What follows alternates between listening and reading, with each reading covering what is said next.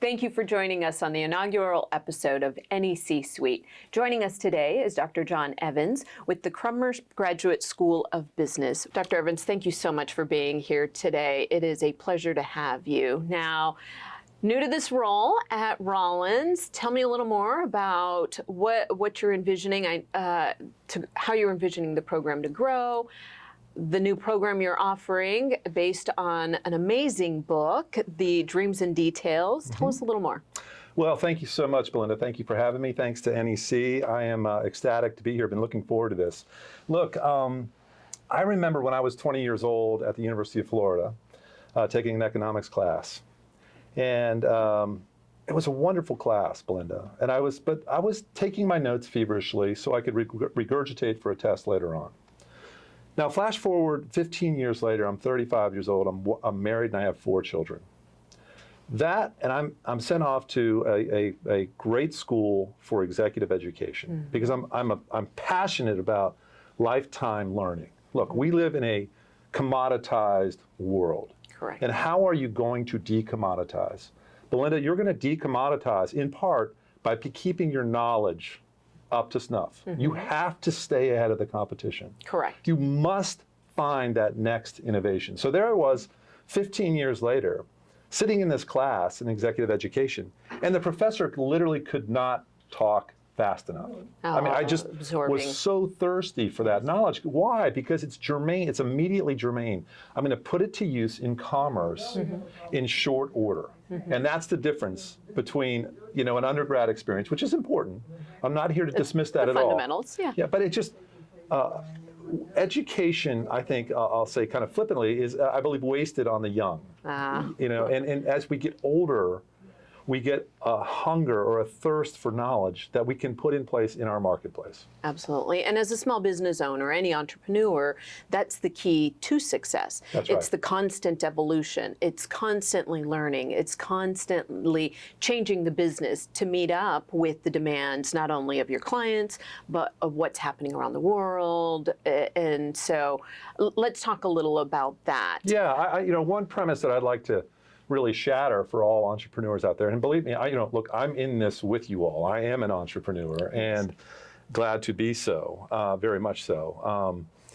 But managing your time is one aspect that I want to challenge a little bit, the conventional wisdom on managing your time. Because it's not just about managing your time. It's about managing your time plus your energy. I was going to say energy as well. It's about managing your time plus your energy for full engagement. And I want to give acknowledgement to one of my mentors, Dr. Jim Lear, from the Lake Nona Johnson & Johnson Human Performance Institute. He has since retired, but he made a tremendous impression on me. And he let me understand, he educated me, edified, that this idea of stress is our best friend. A life of pillows and marshmallows Correct. And wind chimes is no way to live. Correct. We are here to stress, to be fully engaged.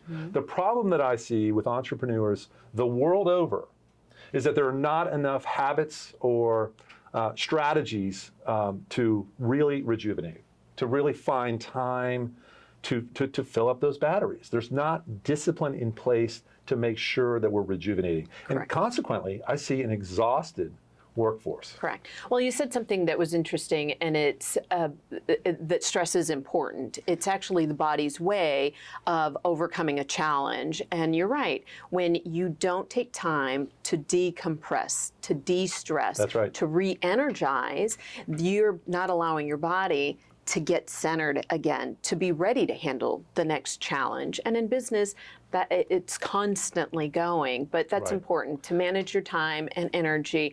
Talk a little about managing energy. How do you do it? Okay, so there is a pyramid that I adhere to, and at the bottom of the pyramid is our physical energy. Okay. Okay, right? So that's me doing my yoga class this morning. And let's be very clear. I want to underscore, I want to scream at the top of my lungs that yoga class at Full Circle Yoga in Winter Park was not stress-free. Right? I mean, I'm Correct, dying yeah. through that thing. 75 minutes, I'm It's toil. 75 minutes, yes. Okay, it's actually a 60-minute class. Okay. I come out of that class, however, Belinda, and what has happened, I'm entirely recharged. I feel like I've been shot out of a cannon, candidly.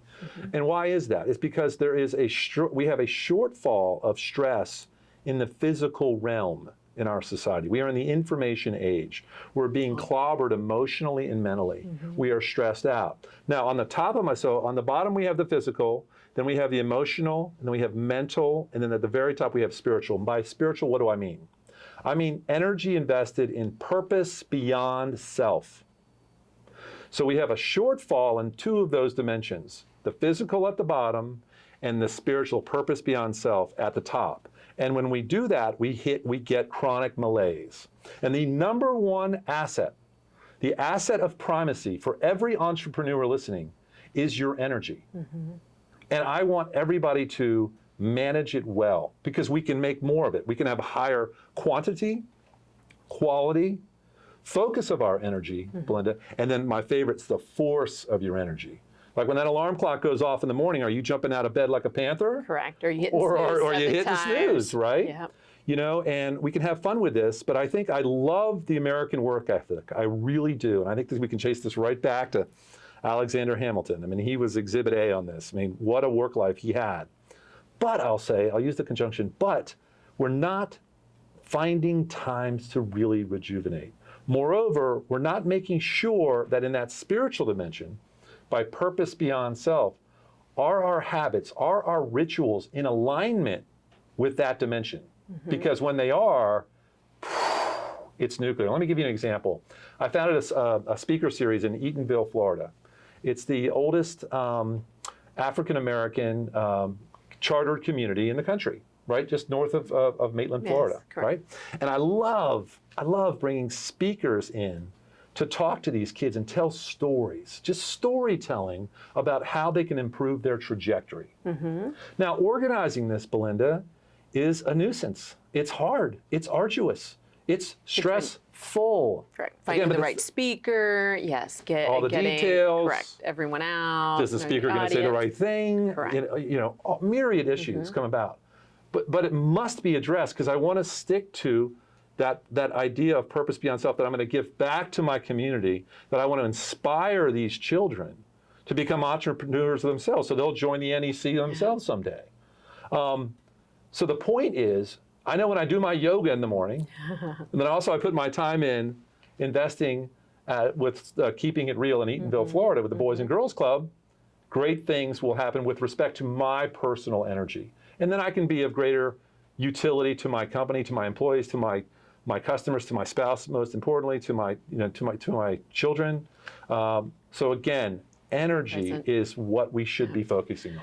In that pyramid, you also noted one of the areas being that mental charging as well. And I was chatting with someone not so long ago about how they revitalize themselves, and it didn't have to be what normally one would think, going to a counselor to decompress verbally, but it could be in the middle of the day calling a loved one. Yeah, that's right. And it's that 10-minute conversation that really powers up your battery. It's the why. Right. And so, and I say this because for entrepreneurs that are constantly on the go, having to figure out how to reinvent themselves, how to constantly be, selling their products, sometimes it's okay to just take a break, recharge your batteries by connecting with a loved one. Okay, Belinda, not only is it just okay, it must happen. Correct. If we really want to be operating as efficaciously as we possibly can, we have to have that energy fully charged. So that means habits during the course of the day. I love the example. Calling a college friend, having a 10-minute discussion with him or her, having some laughs. Correct. Do you know laughter? An 11-year-old will laugh 9 times more than a 40-year-old. Wow. Why are they having all the fun? Yeah, right? Exactly. What's going on with that? Yeah. The technical term we use for this, it's a $3 term. It means it's called oscillation, right?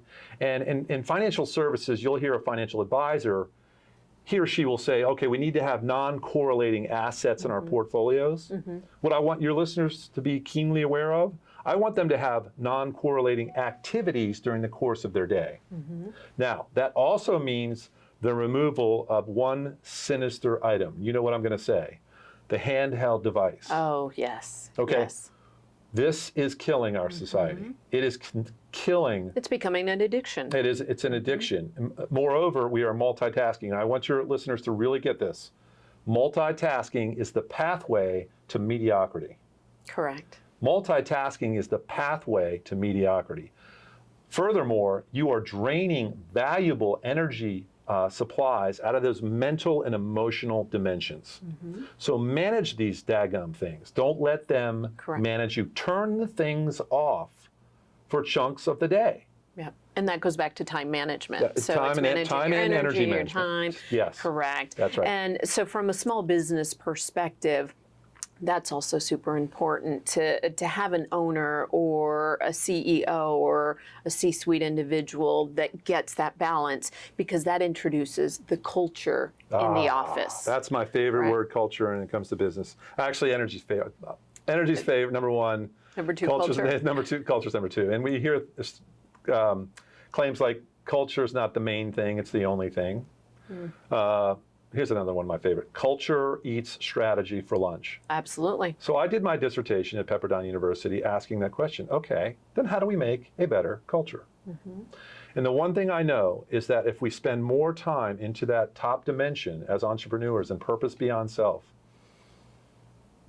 the more we're going to contribute to a high quality culture. And that's what we're shooting for. And what does that mean? What does it mean to have a great culture? It means there is no shortfall of trust in the organization. Yes. And when trust increases in your organization, output goes up by orders of magnitude. Correct. It's just an electric phenomenon. Correct. And it goes back to what I think of when you're saying that. So many focus on that work-life balance. That's important.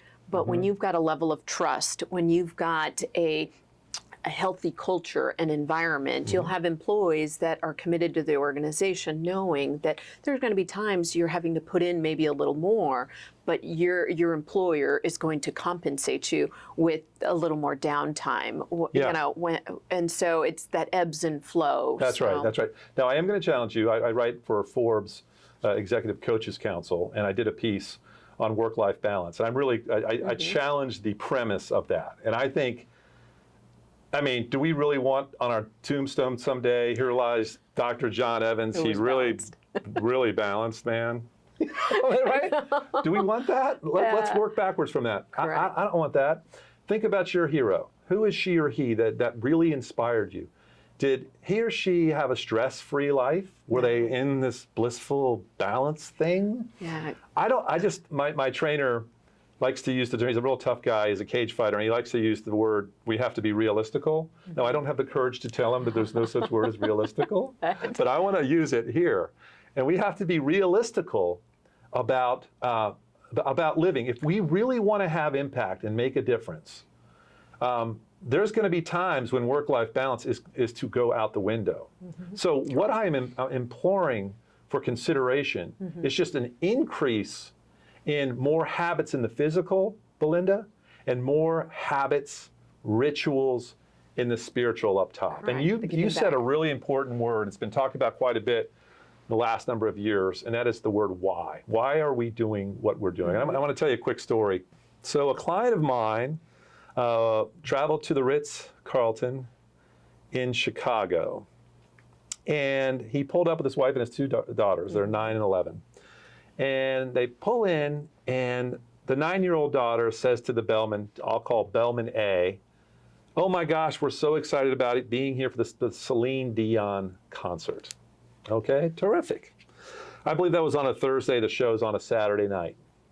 So Thursday goes by, Friday elapses, it's now Saturday afternoon, 2 or 3 o'clock in the afternoon. Bellman B, Belinda, comes and knocks on the door and says, hi, I hope you all are enjoying your time here at the hotel.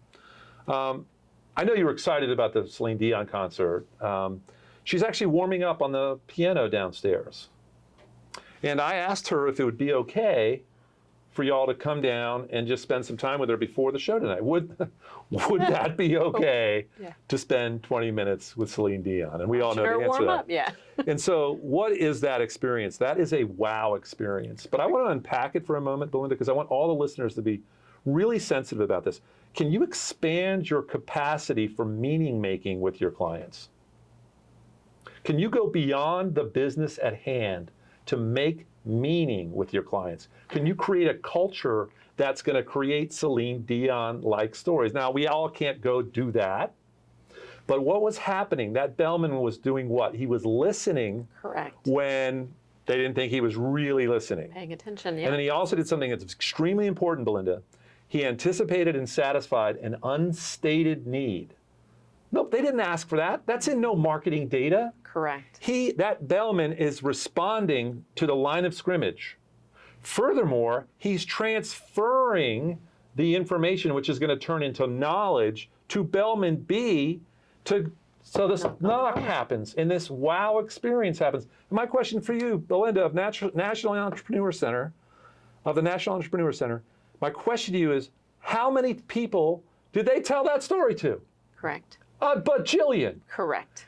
And I'm telling the story now. Exactly. And I am burnishing the reputation of whom? That hotel. Correct. And Celine Dion. Everybody wins. And by the way, there's more energy that's being created here. You see where I'm going? Yes. And it's a culture that obviously came from the top down. That's right. And that's where it's important that entrepreneurs or small business owners understand how to truly inspire, listen, encourage their employees to listen to their clients and then work for those wow moments. So spot on. It is inspired, but not required. Now, this is subtle.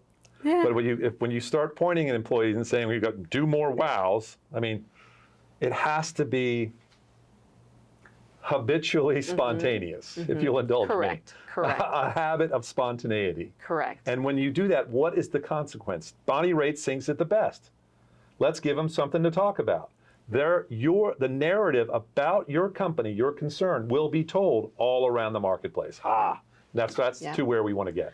So here at the NEC, we're all about educating our entrepreneurs. And I know Rollins Crummer School has an incredible program about to launch. Can you tell us a little more? I certainly will. It's going to teach us more about culture? We have a fantastic new dean, Anil Menon. He is brilliant. The cast of global corporate elite characters with whom he's worked over the last 2 decades is truly astounding. We are so lucky to have him in Central Florida. And we have an amazing program coming up very soon, led by the chairman of Siemens, Jim Snabe, who's going to be talking about just this. How do we unleash the potential of our workforce? How do we improve the quality of the culture? And it's very granular, Belinda. This is really important because there's a mapping program that's going to go along with it. Oh, nice. There's going to be great granularity, specificity. Okay, it's going to be online. There's 4 sessions. So there's the flexibility for those entrepreneurs that may not be able to get away. But furthermore, it's going to be led by the kind of the maestro is a Professor Keenan Yoho of Rollins Crummer. And he is tremendous at getting into the weeds and helping people formulate their plans, their specific plans. Everybody's going to have a slightly different plan. Correct. But the intention here, Belinda, is to unleash the potential. Unleash wow, unleash meaning making, unleash more higher efficiencies within the organization. Because listen, education doesn't stop after we're done. It never, ever stops. And we are in a commoditized world. We must get ahead of things. And being with people like Professor Yoho and Jim Snabe, and we also have a senior editor from Fortune attending as well, participating. Fantastic. It's going to be a dynamic program. Lineup. Yeah. So folks can learn more right at the website, at Rollins Crummer. Take a look. Call Van, call Mike, call myself, and let's get you signed up. Excellent, excellent. Well, thank you so much for being here today and sharing all this wonderful information. I am looking forward to having entrepreneurs tell us how they've responded to this, and look forward to continuing the conversation. So I'd love to have you back. Thank you so much, Belinda. Thank you all for joining us today on this episode of NEC-Suite. Start or grow your business, make connections, NEC the possibilities.